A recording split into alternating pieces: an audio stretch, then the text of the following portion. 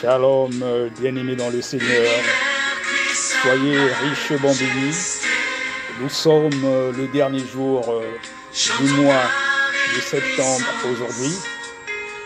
Nous allons faire un enseignement sur les portes.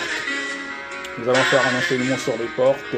Pour ceux qui me suivent depuis un moment sur les réseaux sociaux, surtout sur Facebook, vous savez que j'ai l'habitude de faire toujours, d'enseigner les gens sur les portes. Quand on rentre dans un nouveau mois, il est toujours important de prendre possession des portes. Et aujourd'hui, je vais donner encore un enseignement sur les portes. Pourquoi il est important de prendre possession des portes? Nous sommes les derniers jours du mois de septembre. Avant de rentrer dans le mois d'octobre, c'est important de prendre possession de la porte. Les anges soient saints, l'univers crie sa majesté. C'est toujours important de louer et adorer notre Dieu. Il siège au milieu de la louange et de l'adoration. Et quand nous louons notre Dieu, quand nous adorons notre Dieu, les anges sont là, nous appelons sa présence et l'atmosphère change avant de rentrer dans le vif du sujet qui est l'enseignement de sa parole qui est la vérité.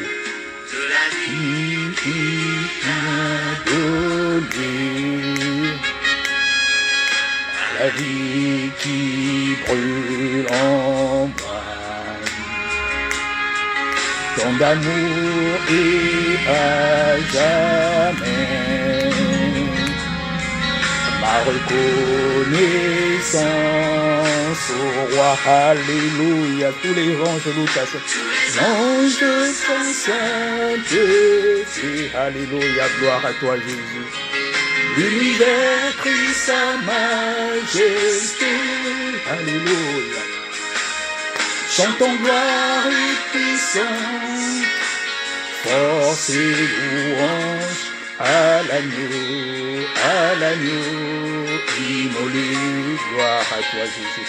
Oh Seigneur Jésus, reçois encore ce jour mon offrande de louange et d'adoration. Que toi seul, que tu viennes prendre le contrôle de ce moment maintenant, Seigneur Jésus-Christ. Oui, Seigneur Jésus-Christ, que l'atmosphère change maintenant par ta présence. Oui, Seigneur Jésus-Christ, que l'atmosphère change maintenant par ta présence.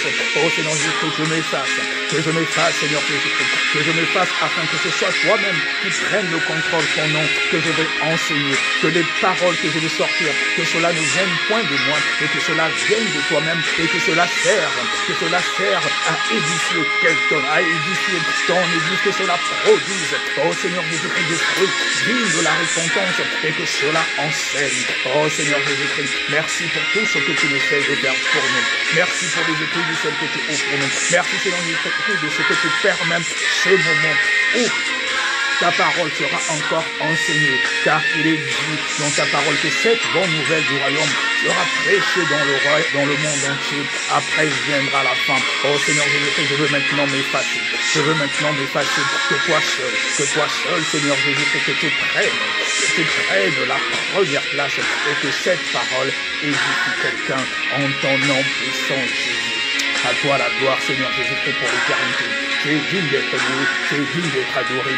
Gloire à toi Jésus, à toi la gloire, à toi la magnificence de l'éternité. Alléluia, gloire à toi Jésus. Honneur à toi Jésus, louange à toi Jésus.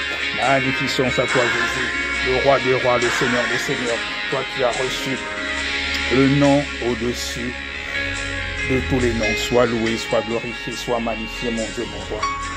Alléluia. Bien-aimés dans le Seigneur, soyez richement bénis. À notre Seigneur Jésus-Christ, la gloire pour l'éternité, car il est le roi des rois, le Seigneur des seigneurs. Il est incomparable. Donc je disais que je vais parler des portes aujourd'hui, et je disais au début que ceux qui me connaissent depuis un moment sur les réseaux sociaux, surtout sur Facebook où je donne des enseignements depuis un moment, j'ai pour coutume de parler des portes, et je dis qu'il est toujours important de prendre possession des portes quand nous rentrons dans un nouveau mois. Déjà de rendre grâce à Dieu par rapport au mois qui se termine, comme aujourd'hui nous sommes le 30 septembre, voilà, avant de rentrer dans le mois d'octobre, de demander pardon à Dieu, de le rendre grâce pour les différents cas de figure où il nous a épargné de pas mal de choses, peut-être des accidents et tout, de pardonner à toutes les personnes qui nous ont même offensés. Voilà, de pardonner à toutes les personnes, qu'on ne garde rien en nous qui pourra faire l'objet d'une réclamation quelconque. De pardonner. Dans la Bible, il est dit, parce que le pardon est une puissance. Le Seigneur Jésus-Christ nous a appris à pardonner même nos ennemis. Il est important de pardonner. Donc tu pardonnes, tu essaies d'examiner ta vie. Si tu as peut-être offensé des gens, tu demandes pardon, mais aussi tu pardonnes ceux qui t'ont fait du mal. Comme le Seigneur Jésus-Christ a dit à la croix, pardonne-leur car ils ne savent pas ce qu'ils font. Donc du moment que tu termines le mois de septembre, avant de rentrer dans un nouveau mois, tu fais un examen de conscience, tout ce qui a été mauvais, que cela reste en septembre et que tu rentres dans le mois d'octobre en prenant justement possession de la porte du mois d'octobre. Et généralement, je conseille aux gens de le faire déjà à partir déjà de 23h, vous êtes en prière et pendant que vous passez le cap de 23h pour aller à minuit, puisqu'à minuit maintenant vous êtes au nouveau mois, voilà, vous faites une porte, vous prenez une prière où vous allez prendre possession de la porte du mois qui va commencer. Pourquoi prendre possession de la porte? C'est pour annuler toutes les programmations diaboliques que les malins, les satanistes, les occultistes, les sorciers ont fait contre vous. Vous proférez plutôt des paroles de bénédiction à la place des paroles de malédiction, parce qu'en tant qu'enfant de Dieu, ce que nous lions sur la terre est lié aussi au ciel. Il est important de prendre possession des portes, parce que derrière le nom donné à chaque mois se cache une divinité. Tous les noms des mois que vous voyez là, il n'y a pas de hasard. Il n'y a pas de hasard dans ce monde. Nous allons prendre par exemple le mois de janvier. Le mois de janvier, il est lié à Janus. Il est lié au dieu Janus. Et quand nous regardons Janus, d'ailleurs, j'avais préparé un document sur cela. Voilà, janvier vient du latin Januarus. Quand on voit rien que le mois de janvier, qui vient de Janus. Et Janus, dans le calendrier romain, chez les Romains, c'était le dieu des commencements et des passages. Janus protège tout ce qui a un rapport concret ou symbolique avec la porte. Porte, c'est Janua en latin. Et les entrées et les sorties, les départs comme les retours. Donc janvier, rien que le mois de janvier, il a été donné par rapport au dieu Janus.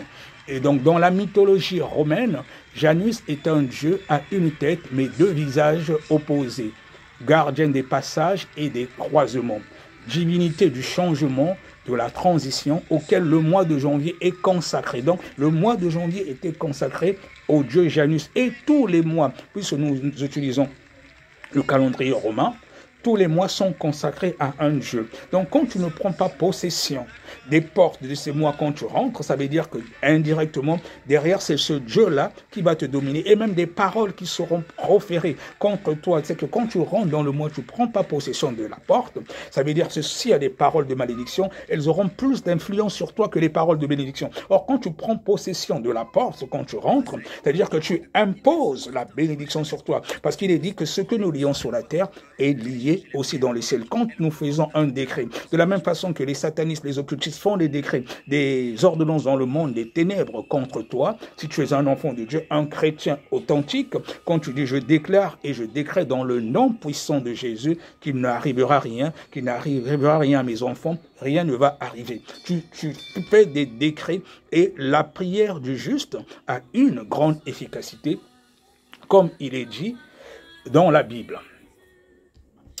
Alors donc nous allons donc poursuivre avec cet enseignement des portes où je disais que derrière chaque nom donné à un mois se cache une divinité, et prendre possession de la porte du mois, c'est justement prier pour pouvoir contrôler tous les jours du mois qui commencent et anéantir d'avance toutes les programmations du diable contre nous, nos familles et nos projets. Et je disais que généralement, on le fait aux environs au moins de 23 heures. Tu commences par demander pardon pour tes péchés, tu te laves, tu te couvres par le sang de Jésus.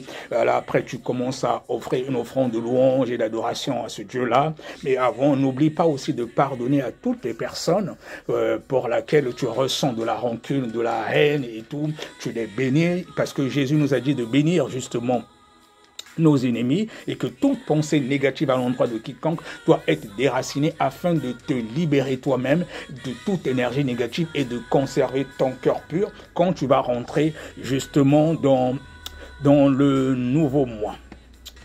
Alors donc, on va continuer avec cet enseignement concernant les portes. Alors, je vais maintenant vous expliquer pourquoi il est important de prendre possession justement des portes. Alors, j'ai préparé toute une documentation à propos. Voilà, excusez-moi, je balance un peu la caméra. Alors, les portes, c'est quoi? Les portes sont des entrées spirituelles des lieux. Les portes sont des lieux de décision et aussi de pouvoir. Ce sont des lieux où les gens prennent des décisions qui affectent les vies.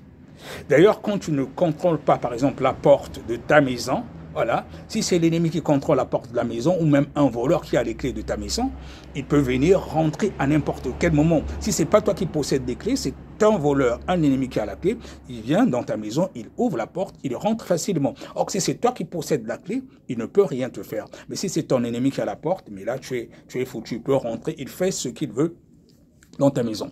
Donc, ce qui compte dans la vie d'un homme est lié aux portes. Celui qui prend les portes peut contrôler la vie et les destinées des autres. Les joies des gens sont régulées aux portes. Tout se résume aux portes dans nos vies. C'est aux portes que la reine Vasti a perdu. C'est à cette même porte qu'Esther a pris la couronne. Les gens ont perdu parce que les décisions ont été prises aux portes. Les reines des mariages sont pris aux portes. Aman a pris des décrets pour détruire les Juifs, toujours aux portes. Nous avons dit que les portes étaient des lieux de pouvoir. Nous pouvons le voir, par exemple, lire dans Ésaïe 28, au verset 6.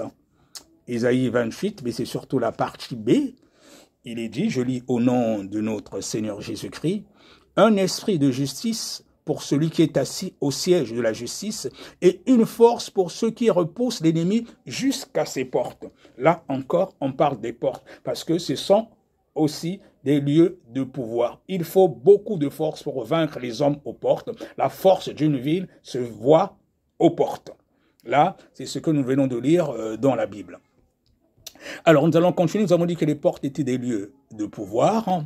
Et toujours dans Deutéronome aussi 25, 7 à 8, si un homme ne veut pas prendre sa belle-sœur, elle montera à la porte vers les anciens et dira « Mon beau-frère refuse de relever en Israël le nom de son frère. Il ne veut pas m'épouser par droit de beau-père. Les anciens de la ville l'appelleront et ils lui parleront. S'il persiste et dit « Je ne veux pas la prendre », bon, à cette porte, la décision par rapport au mariage. Donc, il y a un décret qui est survenu par rapport à cela. Là encore, on parle des portes. Il y a beaucoup de versets dans la Bible où on parle des portes.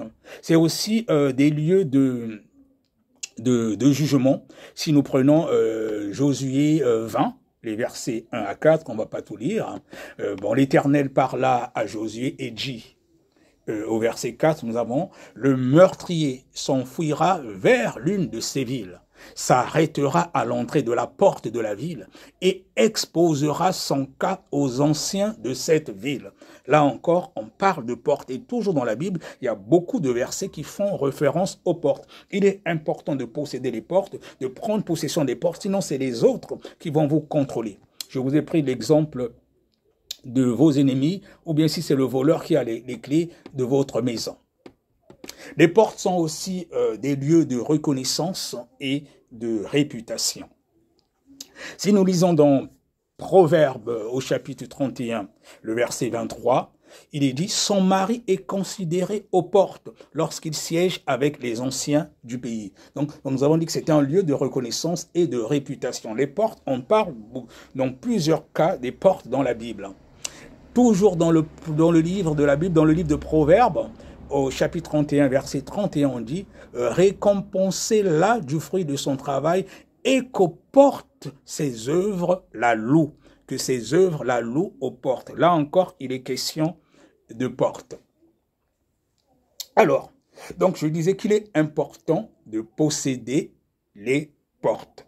Si vous ne possédez pas les portes, ce sont les ennemis qui possèdent vos portes, vous êtes déjà vaincu avant même de commencer la guerre. Et comme je disais que si vous n'avez pas la clé de la porte de votre maison, si la clé de la porte de votre maison se trouve dans les mains justement de vos ennemis, ben ce sont vos ennemis. Ce sont vos ennemis qui vont vous contrôler. Voilà, ce sont vos ennemis qui vont vous contrôler. Alors, nous allons continuer. Et après, maintenant, pour posséder les portes, qu'est-ce qu'il faut faire? Mais pour posséder les portes, il faut mener des batailles. Il faut mener des batailles et nous allons lire dans Deutéronome 2, le verset 24. Je vous laisse chercher aussi. Moi, j'ai mis cela directement aussi sur l'ordinateur. Deutéronome 2, le verset 24, qu'est-ce qui est dit? Levez-vous, partez et passez le torrent de l'Arnon. Vois, je livre entre tes mains Sihon, roi de Hesbon, l'Amoréen et son pays. Commence la conquête, fais-lui la guerre. Nous voyons donc dans ces versets que Dieu a donné la terre des Amoréens à Israël. Mais il a ajouté, fais-lui la guerre. C'est pour cette raison, justement, qu'il donne la force à ceux qui repoussent l'ennemi jusqu'aux portes.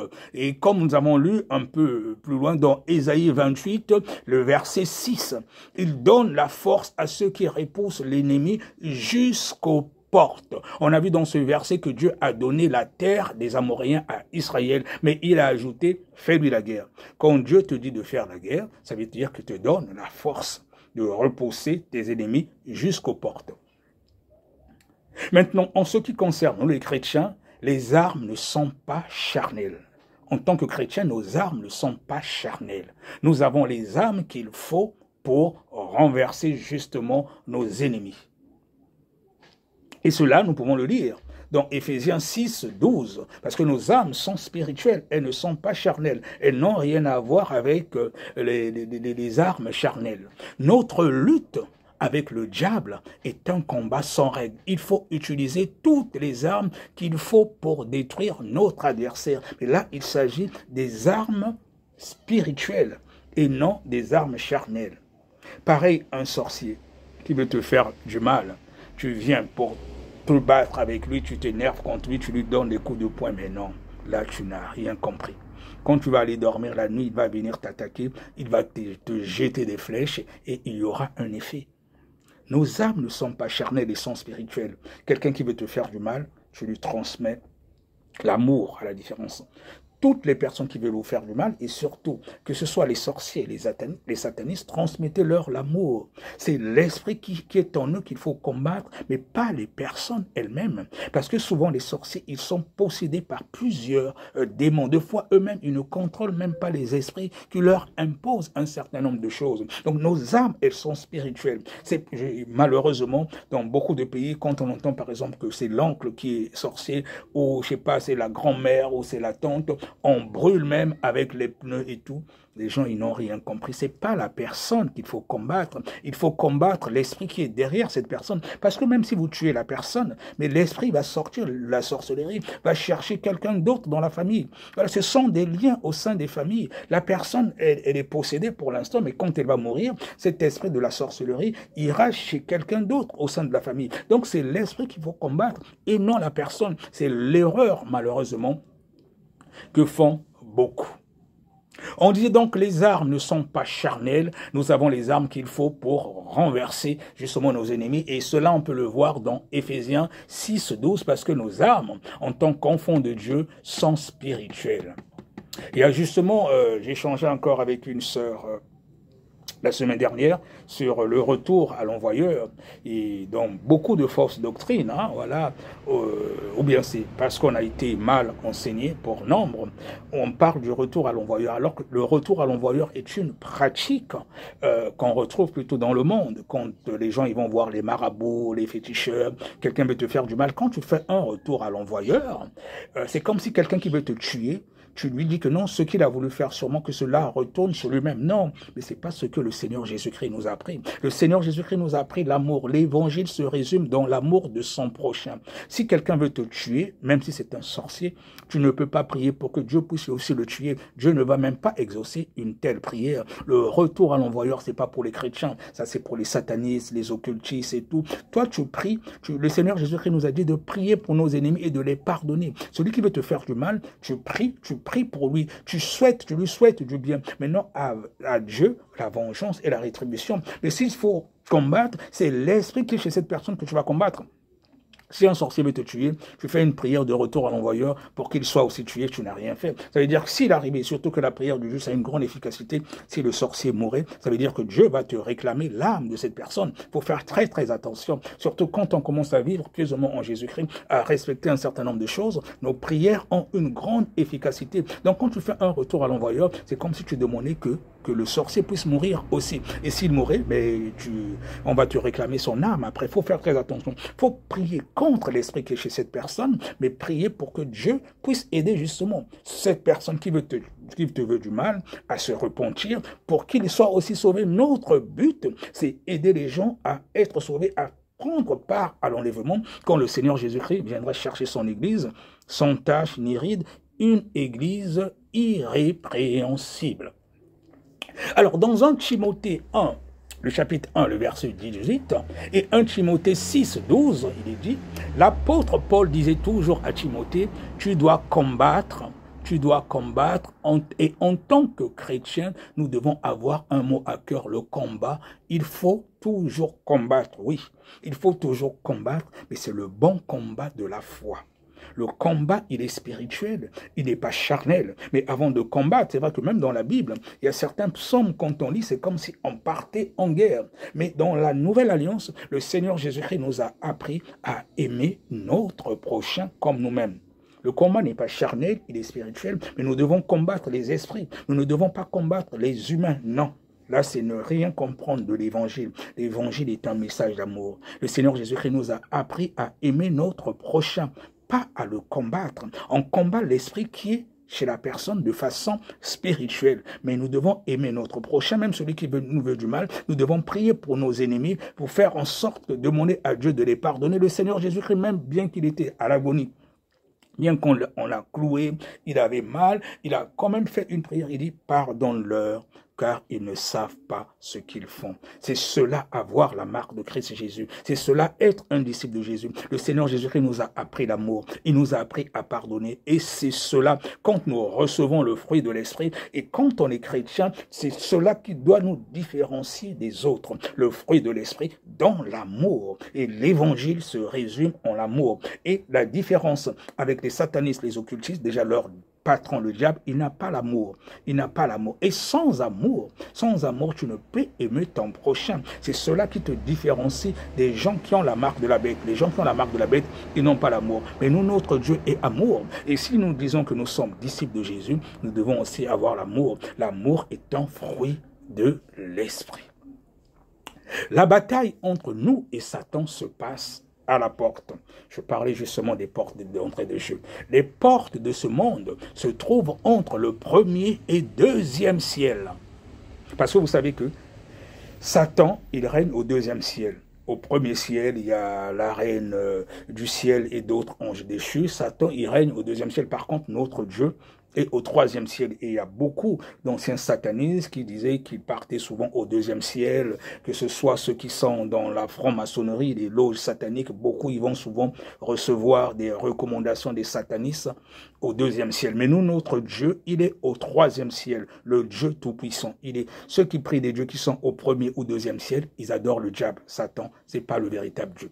Satan a mis son trône au deuxième et au premier ciel pour dominer sur nous. Mais c'est par la parole qu'on va détruire le règne de Satan. Amen. Parce qu'avec la parole de Dieu, nous avons autorité. Quand nous avons reçu le Seigneur Jésus-Christ comme notre Seigneur et Sauveur personnel, il vient habiter en nous. C'est-à-dire en le reconnaissant comme notre Sauveur, on est sauvé, mais quand il faut qu'il devienne aussi notre Seigneur, ça veut dire en marchant en conformité avec sa parole, nous devenons puissants. Parce qu'il dit dans sa parole que vous recevrez une puissance, le Saint-Esprit survenant sur vous. Et c'est le Saint-Esprit en nous, quand nous menons une vie de sacrification, nous sommes des sacrificateurs, de sanctification, plutôt nous sommes des sacrificateurs, puisque le Seigneur Jésus-Christ a fait de nous un royaume des sacrificateurs. Et le Saint-Esprit qui est une puissance, nous devenons aussi puissants quand nous proclamons les choses dans le nom puissant de Jésus. Il nous a donné autorité sur les démons, sur toutes les puissances de l'ennemi. Il le dit dans sa parole. Et il dit que rien ne pourra nous nuire. C'est cela l'héritage des véritables enfants de Dieu qui mènent une vie de sanctification. C'est important. Alors, c'est quoi l'importance de mener les batailles aux portes? Parce que je parle des portes depuis le début. L'importance de mener les batailles à ces portes. Les portes sont les sièges de Satan. Il est assis à ces portes. Et les hommes forts sont assis aux différentes portes de la nation, des villes, des villages et des familles.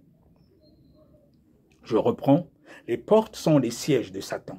Il est assis à ses portes. Et les hommes forts sont assis aux différentes portes de la nation. Même quand vous voyez nos différentes nations, les hommes forts qui dirigent nos nations sont assis aux différentes portes. Aux différentes portes. Donc même que ce soit le pays où tu es, sache qu'il y a un homme fort qui contrôle les portes de votre nation. Ça dépend, la nation a été consacrée à qui? Est-ce qu'au vrai Dieu ou au diable? Mais il y a un homme fort qui contrôle les portes de vos nations. Pareil pour les villes, il y a des hommes forts qui contrôlent vos villes. Et c'est pour ça que quand vous allez arriver quelque part, vous allez voir un esprit qui domine la plupart des gens. C'est à cause de l'homme fort qui contrôle justement ces villes. Il en est de même au niveau des villages et au niveau des familles. Et au niveau des familles, c'est le Goliath justement qui contrôle vos familles. Ici, il est dit par exemple dans vos familles que les gens ne vont jamais se marier.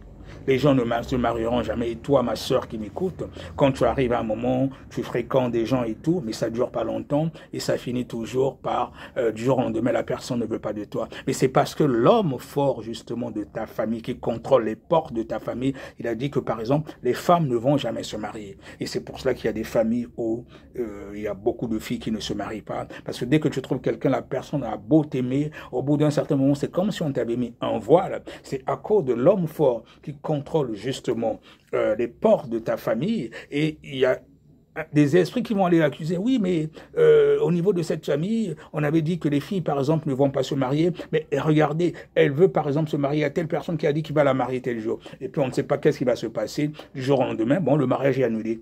Mais tu ne comprends pas, mais c'est à cause de l'homme fort, justement, qui contrôle les portes de ta famille et qui a juré que tu ne te maries, que les filles ne vont jamais se marier. Et quand c'est comme cela, il faut une délivrance. Une délivrance s'impose, voilà, déjà en menant une vie de sanctification, en se dépouillant d'un certain nombre de choses, déjà, tu vas déjà faire un premier pas et de chercher un véritable serviteur de Dieu qui va prier pour toi pour briser ces liens. Et voilà, et en venant à Jésus-Christ, c'est possible. Même s'il y avait un homme fort de ta famille, mais l'homme fort de ta famille n'est pas plus puissant que notre Dieu, le Seigneur Jésus-Christ, qui a reçu le nom au-dessus de tout nom, le nom par lequel tout genou fléchit dans les cieux, sur la terre et sous la terre. Il n'y a aucun autre Dieu qui soit au-dessus du nom de Jésus.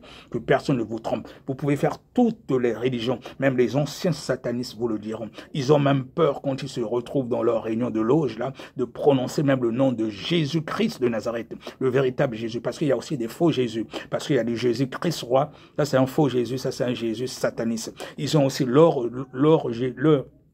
ils ont aussi un autre Jésus à eux. J'aurais appris qu'il y a un Jésus, on dit juste Jésus-Christ, alors que c'est un Jésus démoniaque qui n'a rien à voir avec le Jésus-Christ de Nazareth, voilà, fils de David, le roi des rois, le Seigneur des seigneurs, ça c'est le véritable Jésus. Donc il y a certains même, soi-disant hommes de Dieu, quand ils prononcent le nom de Jésus, c'est pas toujours le véritable Jésus, méfiez-vous à là où vous mettez les pieds. Méfiez-vous. Donc, quand vous êtes dans un endroit où on ne prêche pas la sanctification totale, les gens prêchent plus les biens matériels, méfiez-vous. Un véritable serviteur de Dieu, surtout en ces temps de la fin, il doit mettre un accent particulier sur le salut de nos âmes. C'est le plus important, pas les biens éphémères de ce monde. Ce monde passera, mais la parole de Dieu ne passera pas. Donc, faisons très attention. Le plus important doit rester le ciel. Il faut chercher des églises où on nous prêche la sanctification totale, le salut de nos âmes, un évangile qui va nous emmener au ciel et non un évangile qui va nous donner les biens de ce monde. Non. Dans Deutéronome 28, des bénédictions accompagnent ceux qui servent Dieu en vérité. Et le Seigneur Jésus-Christ a dit, cherchez premièrement le royaume des cieux et le reste vous sera donné. Ça veut dire que c'est un gain. C'est un gain, c'est même pas une option. Quand tu marches en conformité avec la parole de Dieu, Dieu te donne le reste. Tu cherches le royaume, même dans tes prières.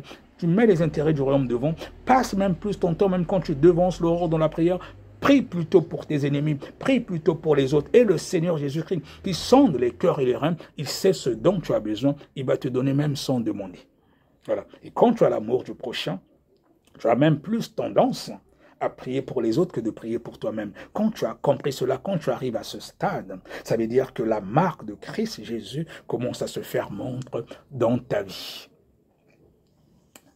Alors, donc, on disait donc que la bataille à ces portes va nous amener à libérer, voilà, qu'est-ce que je disais?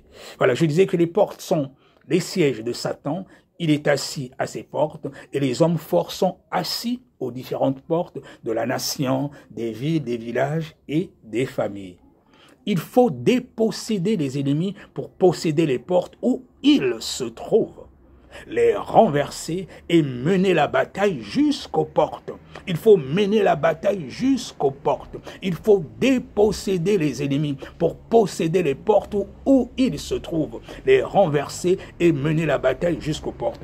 S'il y a le Goliath de ta vie qui est assis aux portes de tes bénédictions, si on ne le dépossède pas pour posséder les portes, mais tu vas rester toujours célibataire. C'est à cela que ça sert. Il faut les renverser et mener la bataille jusqu'aux portes. Ça veut dire que s'il a bâti des hôtels, il a bâti des hôtels où il est assis aux portes justement de ton mariage, il faut renverser ces hôtels, il faut renverser les hôtels, il faut déposséder les ennemis pour posséder les portes où ils se trouvent. Ça peut être dans les eaux qu'ils ont enterré vos bénédictions. Ça peut être dans les forêts. Il faut justement les déposséder pour posséder les portes où ils se trouvent, les renverser et mener la bataille jusqu'aux portes. La bataille à ces portes va nous amener à libérer la ville des mains de Satan. La bataille à ces portes va nous amener à libérer la ville des mains de Satan. C'est tout comme je pouvais dire que la bataille aux portes va nous amener à libérer justement la famille des mains de l'homme fort, du Goliath justement de la famille. Les malédictions et les bénédictions viennent des portes. Les portes sataniques introduisent la malédiction sur la nation. Parce qu'il y a beaucoup de gouvernants, malheureusement, des hommes d'État, de foi parfois, qui signent des pactes avec le diable. Voilà, ils ouvrent des portes sataniques qui introduisent des malédictions, justement, sur les nations, sur la ville, dans la vie des personnes, dans leur mariage. Si le Goliath, l'homme fort de ta famille, a dit que non, les femmes, par exemple, à tel âge, ne vont jamais se marier, elles ne vont pas se marier tant que ces portes, tant que le Goliath n'est pas dépossédé, tant qu'on n'a pas dépossédé les ennemis, le Goliath de ta famille, tant que ces liens ne sont pas brisés par la délivrance, il aura toujours autorité sur toi parce que ce n'est pas toi qui tiens les clés de la porte de ton mariage. D'où il est important de mener une vie de sanctification, de se tenir à la brèche par la prière, de toujours chercher la parole de Dieu, la face de Dieu pour briser justement ces malédictions. Et si de toi-même tu ne peux pas, le Seigneur Jésus-Christ va t'orienter vers un véritable serviteur de Dieu qui va prier pour toi pour briser ces liens. Car le Seigneur Jésus-Christ, je disais que l'évangile est un message d'amour et le Seigneur Jésus-Christ est venu pour délivrer les captifs, pour rendre libres les opprimés. Alléluia. Alors, les ennemis entrent dans nos vies par les portes. Les combats aux portes vont libérer ceux qui sont sous l'emprise du diable et libérer la grâce de Dieu sur nous. Les ennemis entrent dans nos vies par les portes. On parle souvent des portes. Et les portes, elles sont de différentes manières. Même dans un foyer, l'ennemi peut rentrer, c'est-à-dire qu'il peut venir et il possède un mauvais esprit, peut posséder votre épouse, il peut posséder votre mari, même vos enfants. Et souvent, la colère est une grande porte. C'est-à-dire quelqu'un qui n'arrive pas à t'atteindre, même un sorcier ou un sataniste, il n'arrive pas à t'atteindre, mais à cause de la colère, il va faire quelque chose où tu vas vraiment t'énerver, tu auras une colère de rage. Et il va en profiter, le sorcier va en profiter pour te lancer une flèche. C'est pour ça qu'il est important de ne pas ouvrir un certain nombre de portes. Des fois, nous sommes atteints dans nos vies parce que c'est nous-mêmes qui ouvrons les portes. Des fois, le diable n'arrivait pas à t'atteindre ou les sorciers ou les satanistes, mais du moment que toi-même tu ouvres une porte et l'ennemi il en profite pour lancer une flèche. Faisons très très attention. Les ennemis entrent dans nos vies par les portes. Les combats aux portes vont libérer ceux qui sont sous l'emprise du diable et libérer la grâce de Dieu sur nous. Mener la bataille aux portes va susciter un réveil, mon bien-aimé. Parce que les cœurs des hommes sont enfermés aux portes. C'est alors que les hommes auront faim et soif de Dieu. Quand tu as soif de Dieu, tu commences à mener la bataille aux portes.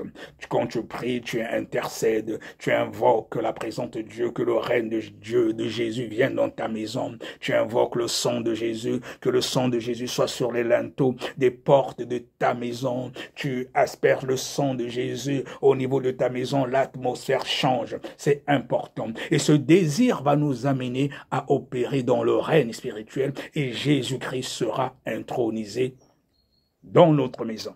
Ça peut être aussi dans notre pays, si le dirigeant qui dirige le pays est un vrai serviteur de Dieu et non un sataniste. Mais malheureusement, dans nombre de cas, les dirigeants de ce monde sont souvent des satanistes. Ils signent des pactes, malheureusement, avec le diable. La bataille aux portes va nous permettre de rentrer dans notre héritage. Oui, mon frère, mon bien-aimé, si par exemple le Goliath de ta vie avait dit que tu ne te marieras jamais, si le Goliath de ta vie avait dit que quand tu arrives à un certain niveau, par exemple les hommes ou bien les femmes dans votre famille ne doivent jamais dépasser le bac, dès que tu as le bac tu ne peux pas aller plus loin. Alors ça veut dire qu'à un certain moment, il faut mener la bataille aux portes pour rentrer dans ton héritage. S'il est dit que les hommes à partir de tel âge doivent mourir, ils ne dépassent pas par exemple 30 ans dans notre famille. La bataille, je viens de dire, aux portes, va nous permettre de rentrer dans notre héritage. Donc il faut mener bataille aux portes. Il faut chercher à savoir c'est qui l'homme fort de ta famille, c'est qui le Goliath de ta famille, et mener la bataille aux portes pour que tu rentres, mon frère, ma soeur, dans ton héritage. Parce que nos destinées sont liées aux portes, mon bien-aimé. Nos destinées sont liées aux portes. Les hommes et femmes vont recevoir les promesses de Dieu, retrouver les relations perdues. Tant que tu ne livres pas la bataille aux portes, tant que tu ne contrôles pas les portes de ta vie, ce sont les ennemis qui contrôlent et c'est pour cela qu'ils font n'importe quoi. Si tu ne contrôles pas la porte de ta maison, c'est l'ennemi qui a les clés de la maison, c'est le voleur qui a la clé de la maison. Il peut venir ouvrir quand il veut, il va faire ce qu'il veut dans la maison pendant que vous dormez, il va prendre ce qu'il veut et c'est comme cela aussi que ça se passe de façon spirituelle. Quand tu n'as pas Jésus en toi, tu peux être certain que c'est le diable qui est là. Quand tu ne sers pas Jésus à 100%, tu es un chrétien charnel. Dès que tu laisses une porte ouverte, tu peux être certain que c'est le diable. C'est le diable et les démons qui vont en profiter. Et c'est pour cela que certains chrétiens charnels ont du mal à mener une vie de puissance, une vie de, comment dirais-je, de témoignage dans leur vie, parce qu'ils ne servent pas Dieu à 100%. Il y a un pied chez Dieu, un pied dans le monde, et c'est pour cela que la puissance n'est pas manifeste dans ta vie. Voilà.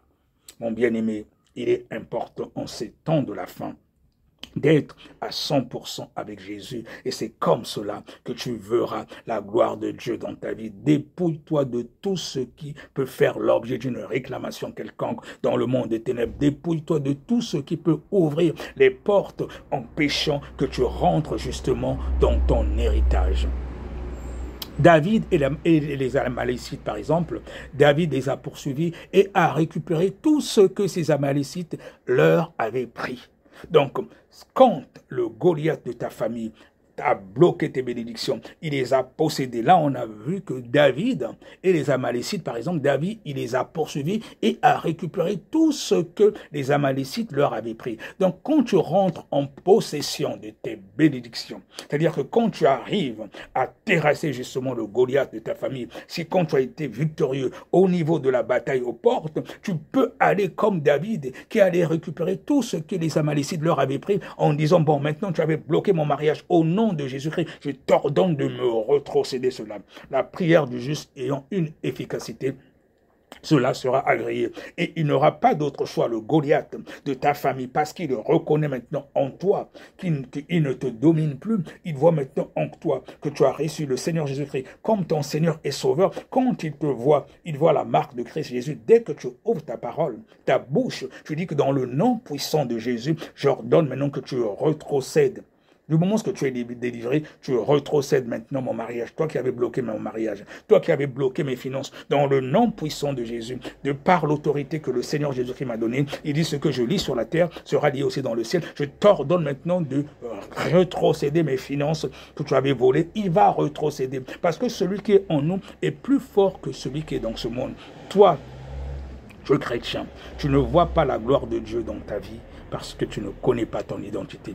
Et tu ne connais pas ton identité parce que tu vis dans le péché. Tu as encore des choses en toi qui te rattachent au monde. C'est pour cela que tu ne vois pas la gloire de Dieu dans ta vie. Essaie de vivre en conformité avec cette parole, comme il est dit justement dans Josué 1, le verset 8, que ce livre de la loi ne s'éloigne point de toi, médite-le jour et nuit. Que ce livre de la loi ne s'éloigne point de ta bouche. Médite-le jour et nuit pour agir fidèlement selon tout ce qui est écrit. Car c'est alors que tu auras du succès dans tes entreprises. Du succès dans tes entreprises, ça veut dire dans tout ce que tu feras. C'est alors que tu réussiras. C'est ça le secret, mon bien-aimé. Ne t'ai-je pas donné au verset 9, ne t'ai-je pas donné cet ordre? Fortifie-toi et prends courage. Ne t'effraie point et ne t'épouvante point, car l'Éternel, ton Dieu, est avec toi dans tout ce que tu entreprendras. Et cela est l'héritage des vrais serviteurs de Dieu. Ne crains rien, mon frère, ne crains rien, ma sœur. Le secret, c'est de méditer la parole de Dieu en continu et de vivre en conformité avec cette parole. Dépouille-toi de tout ce qui ne glorifie pas le Seigneur Jésus-Christ dans ta vie. Toute porte qui peut faire l'objet d'une réclamation quelconque, essaie de les fermer. Tu verras la gloire de Dieu dans ta vie. Alléluia. Aman était une porte contre les enfants d'Israël. Il a manipulé le roi pour signer le décret. Les divinations ont été faites dans les cieux pour choisir les jours du massacre. Et depuis le 1er mois, ils ont fait des divinations jusqu'au 12e mois. Mardoché était assis à la porte du roi. Il a pris la porte physiquement afin de prendre les portes spirituelles. Alléluia. Par la sorcellerie, les divinations, Aman est devenu le deuxième personnage, le guide spirituel de Suse. Une bataille de portes entre Aman une porte et Mardochée était aussi une porte. Et nous connaissons la suite de l'histoire quand vous lisez justement le livre d'Esther. Donc, quand c'est l'ennemi qui contrôle tes portes, tu es déjà vaincu en avance. Mais par contre, quand c'est toi qui as les clés, c'est toi qui possèdes les portes, tu seras victorieux. Et c'est pour cela que je disais, toujours en parlant des portes, tout ce que nous faisons, mon bien-aimé, ma sœur, se réside autour des portes. Quand tu ne contrôles pas les portes, quand tu ne contrôles pas les portes, c'est l'ennemi qui viendra et il va jouer avec toi. Et dans nos vies, faisons attention à ne pas ouvrir un certain nombre de portes. Dès que tu ouvres une porte, tu donnes la voie au diable, la voie libre au diable. Et c'est là que les sorciers jouent avec ta vie. Parce que c'est toi-même qui ouvres les portes. Ça peut être par la colère, ça peut être en regardant des images pornographiques, ça peut être par la masturbation, ça peut être par le vol, ça peut être dans beaucoup de choses qui ne glorifient pas Dieu. Quand tu fais tout ce qui est contraire à la parole de Dieu, tu ouvres une porte et c'est là que le diable intervient et il vient faire ce qu'il veut dans ta vie. Mon frère, ma sœur, essaie de faire un examen de conscience. Regarde dans ta vie. Nous sommes aujourd'hui le dernier jour du mois de septembre. Tu demandes pardon à Dieu, qu'il te pardonne pour toutes les choses qui n'ont pas glorifié son nom, qui n'ont pas glorifié son nom par rapport à toi. Tout ce que tu as fait dans ta vie au mois de septembre qui n'a pas glorifié Dieu, tu demandes pardon à Dieu. Tu demandes que le Seigneur Jésus-Christ puisse te laver par son sang, que le sang de Jésus-Christ puisse te purifier, que le sang de Jésus-Christ purifie par tout ce que tu as ouvert une porte quelconque. Avec un cœur repentant, tu demandes sincèrement pardon à Dieu en prenant la résolution de ne plus ouvrir les portes et tu demandes la force à Jésus qui te lave par ton sang. Tu dis, Seigneur Jésus-Christ, de moi-même, je ne peux rien. J'ai besoin que ton Esprit Saint, m'aide. Et le Saint-Esprit va justement t'aider à cela. Le Seigneur Jésus-Christ, quand on vient avec un cœur repentant, il nous pardonne. Parce qu'il lui sonde les cœurs et les reins. Il connaît ce dont on a besoin. Il va t'aider justement. S'il y avait un péché qui te dominait, tu demandes sincèrement pardon à Dieu. S'il faut même jeûner, si tu as du mal, tu jeûnes, tu pries, tu prends la résolution. Lui, il connaît. Si tu n'arrives pas, tu vas vers un serviteur de Dieu qui va prier pour toi pour que tu sois délivré. Si vraiment tu as un esprit vraiment disposé, le Seigneur va t'aider. Et la porte qui était toujours ouverte finira par se fermer et cela sera scellé par le sang de Jésus. Demande maintenant que le Seigneur Jésus-Christ, une fois que les portes ont été scellées par le sang de Jésus, que tu sois rempli du Saint-Esprit, que le Seigneur Jésus-Christ t'aide à marcher en conformité avec sa parole, parce que le Saint-Esprit en nous, c'est le Seigneur Jésus-Christ lui-même qui vit en nous, et c'est une puissance. Et pour que cet esprit ne soit pas attristé, parce que nous attristons le Saint-Esprit par le péché. Mais du moment que nous vivons en conformité avec la parole de Dieu, nous essayons de vivre en respectant les préceptes de notre Dieu. Le Saint-Esprit est là. Plus nous méditons la parole de Dieu, puisque nous avons une vie de prière, alors nous commençons à aller à une autre dimension. Et ceux qui ont des yeux spirituels de l'autre côté, ils le voient. Et tu peux dire que ce n'est plus moi qui vis, c'est le Seigneur Jésus-Christ qui vit en moi. Quand tu es rempli du Saint-Esprit, c'est le Saint-Esprit qui te conduit. Dès que tu veux faire quelque chose qui n'est pas bien, il y a une petite voix qui te chuchote. Mon frère, ma soeur, tu ne dois pas faire cela, et tu ne le fais pas. Et c'est là, et tu vois les désirs, tu vas maintenant commencer à aimer les désirs de l'esprit qui sont différents de ceux de la chair. Et c'est comme ça que tu vas apprendre à être un vrai disciple de Jésus qui va impacter partout et tu seras aussi une bénédiction pour les autres parce que notre rôle sur cette terre, c'est de prêcher, de faire des nations des disciples et c'est ce qu'il a dit le Seigneur Jésus-Christ, la recommandation dans Matthieu 28, 19, allez, faites des nations mes disciples. C'est cela la recommandation que le Seigneur Jésus-Christ a donnée à ses disciples. Et c'est le rôle de tout véritable chrétien de faire des nations des disciples. Et surtout, en ces temps de la femme, nous devons prêcher la sainte doctrine, le véritable évangile. Et cette bonne nouvelle du royaume sera prêchée dans le monde entier. Après viendra la fin. Bien-aimé dans le Seigneur, reçois cette parole, reçois cette parole avec foi et tu verras la gloire de Dieu dans ta vie.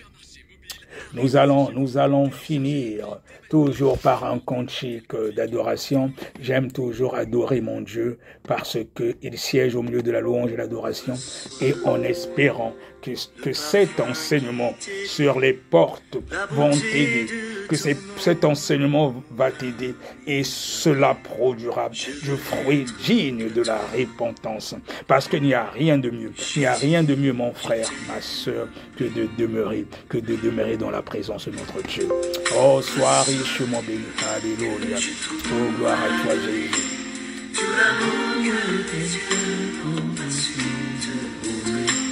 Je veux naître, alléluia, je veux naître à toi, Jésus. Oh, tu es tellement merveilleux, mon Dieu. Oui, Jésus, je t'aime, mon Dieu, mon roi. Oh, Seigneur Jésus-Christ, transmets cet amour aussi à mon frère et ma sœur qui m'a écouté. Oh, Seigneur Jésus-Christ, que cet enseignement sur les portes puisse produire le fruit digne de la repentance, et que cela l'aide à marcher toujours en conformité avec ta parole. Je te prie, oh Seigneur Jésus-Christ, de lui montrer ce qui est agréable à toi, Seigneur, et de l'aider à mener toujours une vie de sanctification pour la seule gloire de ton nom, Jésus. Pour la seule gloire de ton nom, Jésus. Afin qu'un jour, nous puissions tous prendre part à l'enlèvement de ton Église, que tu veux sans tache, ni ride, saine et irrépréhensible. Oh, à toi soit la gloire, Seigneur Jésus-Christ. À toi soit la gloire, Seigneur Jésus-Christ, pour l'éternité. Alléluia. Je veux naître à toi, Jésus. Je veux naître qu'à toi, Jésus. Oh oui. Jésus, je t'aime. Alléluia. Alléluia. Alléluia. Rien n'est plus beau que ton nom, Jésus. Rien n'est plus beau que le sang du pardon.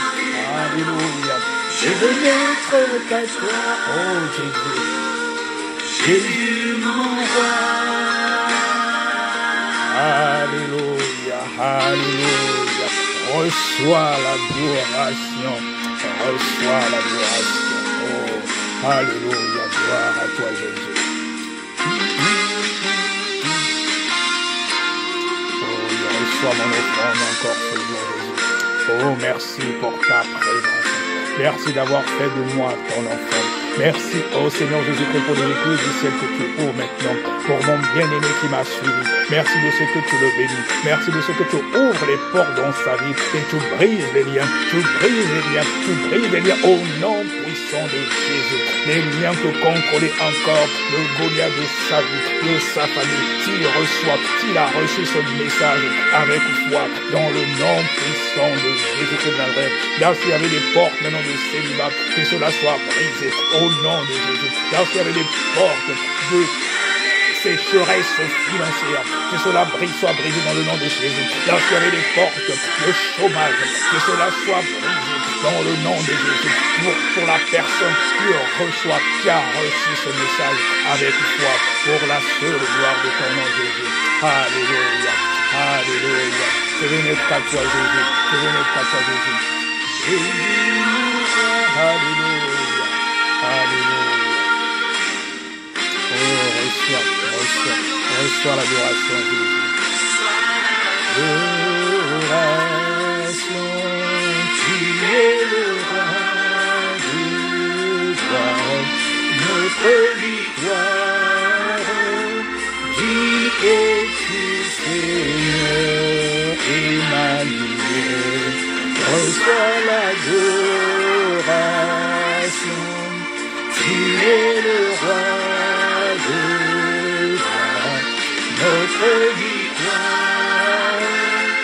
Dis es-tu Seigneur Emmanuel.